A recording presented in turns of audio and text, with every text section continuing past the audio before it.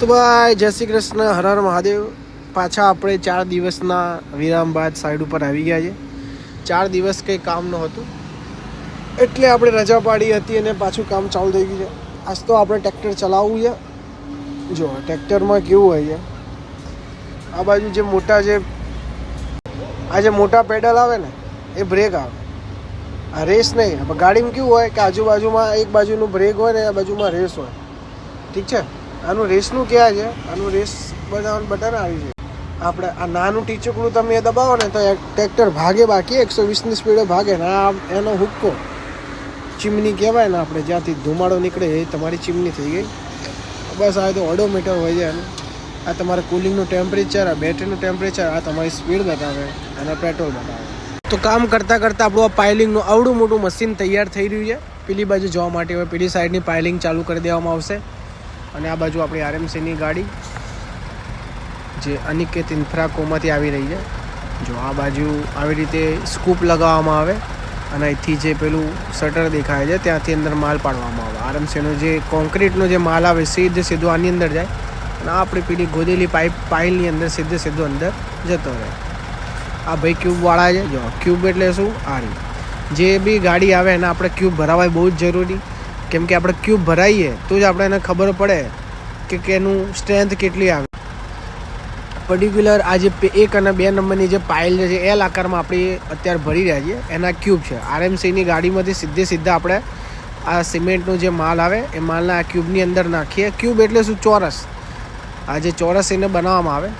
જેમ કે આરે કાલના ભરેલા છે, જે આપણે પાછળની પાઇલ હતી સામેવાળી સાઈડની એ પાઇલના આપણા ક્યુબ છે.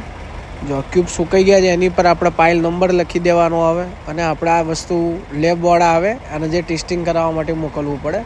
અને 7 દિવસના, 14 દિવસના, 28 દિવસના વિરામ બાદ એટલે એવી રીતે ગણતરી રાખીને એ લોકો એનું ટેસ્ટિંગ કરતા હોય. આની અંદર પાણીમાં રાખીને એને ક્યોરિંગ કરે. ઘણી બધી લાંબી પ્રોસેસ હોય.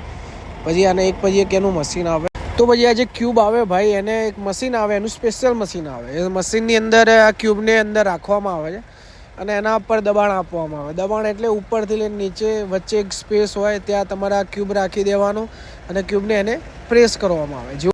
જેવું પ્રેસ કરવામાં આવે એટલે એની સામે એક ઓડોમીટર હોય, એની અંદર રીડિંગ આવે 200, 300, 400, 500. એ પ્રમાણે આપણને ખબર પડે કે આની સ્ટ્રેન્થ કેટલી છે. આ જે સિમેન્ટ આપણે ભરાઈ કરી રહ્યા છીએ એ સિમેન્ટની સ્ટ્રેન્થ કેટલી છે એના પરથી નક્કી કરવામાં આવે છે.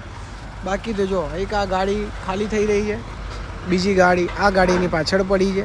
આ જેવી પૂરી થશે એટલે એ ગાડી લગાવવામાં આવશે. અને જે આ જ એક મશીન જે આપણે જે વાત થઈ હતી, આ જે દોરું ઊંચું નીચું કરે એ આ જે હોપર આવે એનું ઊંચું નીચું કરે, જેથી આ સીધો માલ આની અંદર પાડે અને એ અંદર જવા આવે સીધે. એટલે આવી રીતે ભાઈ સાઈડ પર કામ ચાલી રહ્યું છે. બસ અત્યારથી આ ખુરશી ઢાળીને બેઠા છે, એકદમ મસ્ત. ખુરશી બી તૂટી ગઈ છે પણ ચાલે. આપણે એટલી બધી વ્યવસ્થા ના જોઈએ. આ બાજુ અમિતાભ બચ્ચન ડોન જઈ રહ્યા છે એકદમ મોટા પગ ભરીને. આ બાજુ આપણે જેસીબી કામ કરી રહ્યું છે કે જ્યાં આ બાજુ વધારે પડતી માટી બહુ વધી ગઈ છે તો માટી અત્યારે ખાલી કરવાનું કામ ચાલી રહ્યું છે. માટી સામેના ખૂણે પેલા ખૂણે નાખીએ છીએ આપણે અત્યારે. બસ તો ભાઈ અત્યાર માટે આટલું છે. બીજું કંઈક નવું આવે તો તમને બતાવી દઉં. ઠીક છે, લો તો ભાઈ નવું કરતા હતા અને જોરદાર સીન થઈ ગયો.